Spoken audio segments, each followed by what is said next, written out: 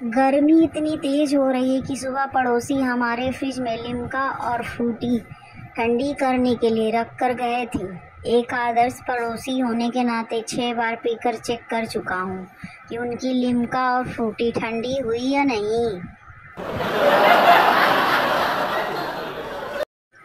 भारी गर्मी पड़नी शुरू हो गई है और लड़कियां सुल्ताना डाकू बने घूमने लगी हैं। कभी कभी तो पता ही नहीं चलता कि साला ये अपना इलाका है या चंबल के डाकू का।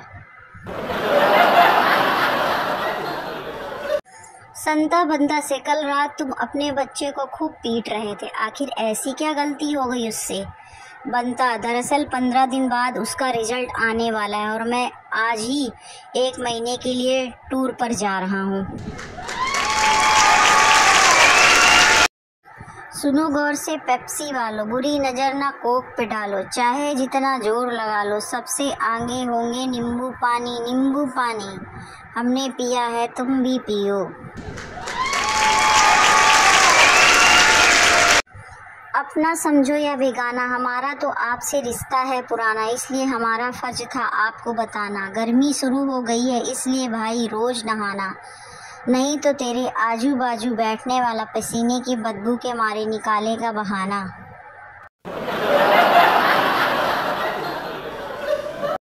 एक आदमी ने फेसबुक पर स्टेटस डाला, आज रात में मैं छत पे सोऊंगा, फिर क्या 100 मच्छरों ने लाइक कर दिया।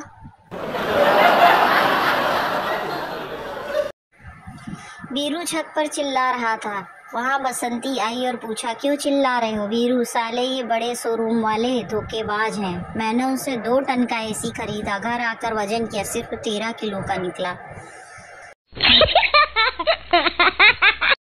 प्रेमिका ने प्रेमी से कहा, अपनी शादी के लिए तुम अपनी माँ से मिलकर देखो। प्रेमी बोला, नहीं डियर, अब तुम्हारे सिवाय कोई दूसरा मेरे मन में बस ही नहीं सकती। पत्नी ने डॉक्टर से कहा, डॉक्टर साहब मेरे पति नींद में बड़बड़ाते हैं। डॉक्टर ने कहा, इसका कोई इलाज नहीं है। पत्नी बोली, कम से कम ऐसी कोई दवा तो दे दीजिए जिससे उनका बड़बड़ाना साफ सुन सकूं।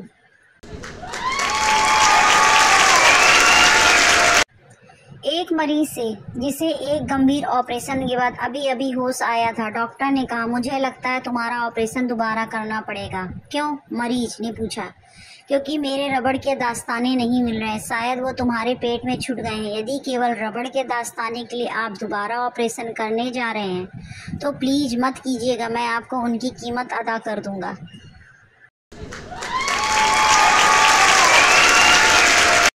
मरीज, डॉक्टर साहब मुझे एक अजीब सी बीमारी हो गई है, जब मेरी बीवी बोलती है तो मुझे कुछ सुनाई नहीं देता। डॉक्टर, ये बीमारी नहीं है, खुदा का नेमत है, गिफ्ट ऑफ गॉड।